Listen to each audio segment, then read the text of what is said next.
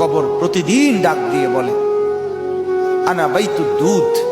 প্রত্যেকের কবর প্রত্যেককে ডেকে বলে, ও আল্লাহর বান্দা, জানো আমি পোকামাকড়ের ঘর, পোকামাকড়ের ঘর। তুমি তো সেই বান্দা যে একটা মশা কানের পাশ দিয়ে উড়ে গেলে তোমার ঘুম বন্ধ হয়ে যায়, চোখ মিলে যায়। একটা মশার গুনগুন আওয়াজ সহ্য করতে পারো না। একবার কয়েল, একবার অ্যারোসল, একবার মশারি, এরপরও তুমি চাও যে একটা মশাও যেন আমার কানের কাছে গুনগুন না করে।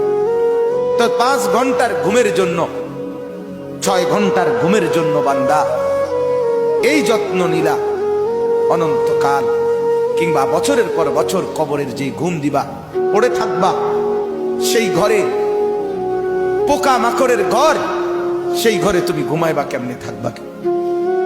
আমার বাপ, আমি থাকবো।